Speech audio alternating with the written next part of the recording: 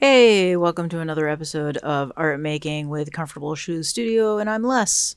In this video, I am going to do a portrait sketch. I picked up these dual FX pens at Dollar Tree for $1.25. It's a 2-pack. They're 4 colors. Each pen has 2 tips. They're fiber tip pens. They remind me of a Marvy Le Pen or something along those lines. You can work with one tip at a time, or you can use both tips. It's an interesting kind of calligraphic sort of line. So my intent here is to also use brush markers on top of these. And the reason I didn't work on the very next page is that I knew that the background that I had on my very next page was going to be too complicated and busy to be able to see these really fine lines. This is a super it's a fine point. It's not super fine. It's not extra fine. It's just a fine point. So each tip is a pretty fine point, and I knew if I worked on that really complicated background, you just wouldn't have been able to see it. And I really wanted to be able to see how these pens worked on either raw paper or a minimally toned page. So I used this page.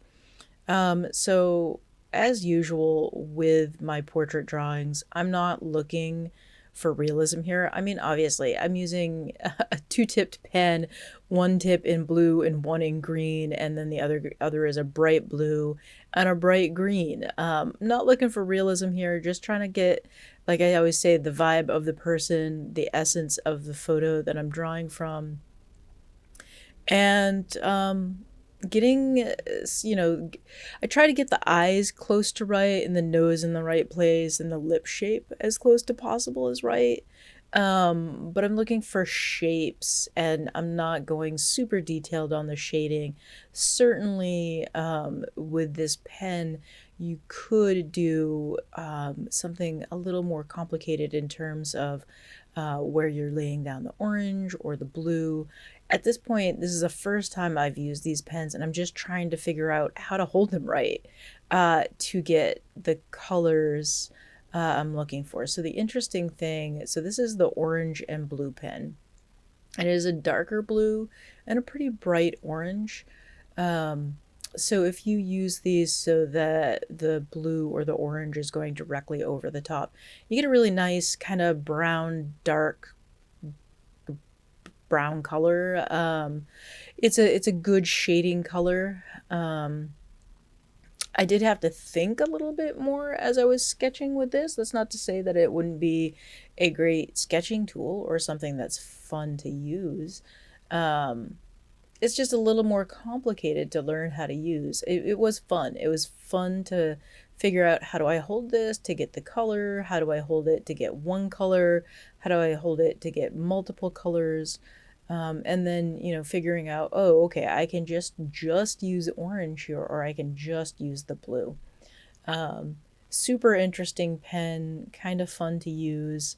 I could see using it for marginalia as I'm reading, and using the orange to highlight or underline, and then the blue to make notes in the margin of the page. This was just kind of fun, just going around and shading and marking out things with the 2 colors, and then, figuring out when to switch over to the other side. So, yeah, it's just an interesting pen.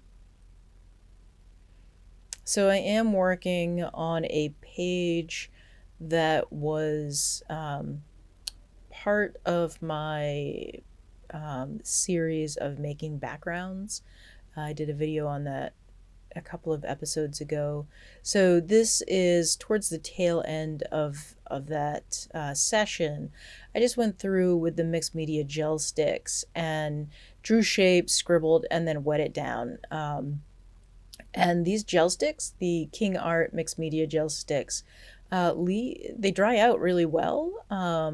They're not super highly pigmented, But they're pigmented enough that things are interesting and you can get a pretty nice wash type background. It looks a lot like watercolors or water soluble crayons. And unlike some of the other gel type paints that I've used, they do dry into something that doesn't feel greasy. So this background is not greasy feeling. Sometimes you get a super greasy background and pens like this won't work on top of it. Again, this is why I keep my backgrounds really, really flat, so that I can draw over it more with more than one material.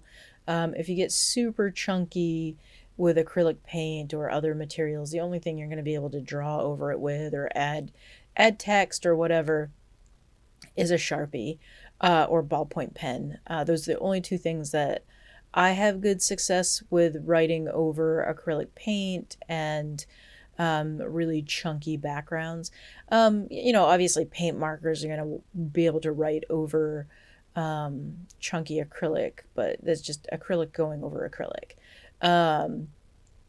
So here I've gotten out the brush markers to add in the hair and really darken up some of the areas in the photo that were darker, like the woman's eyes, the eyebrows. I'm getting in that hair block. I'm using a couple of shades of blue, which are a little more realistic given this woman's hair than I normally use. So it's blue, a bluish purple, and then I'm going to use some green to blend with the blue and the purple to really make the super dark areas. And I do, in the end, I usually go back and add in some gray and black. Those are colors that I don't usually use as part of these portrait sketches that are using brush markers. I just really prefer sticking to unrealistic colors for these particular portraits.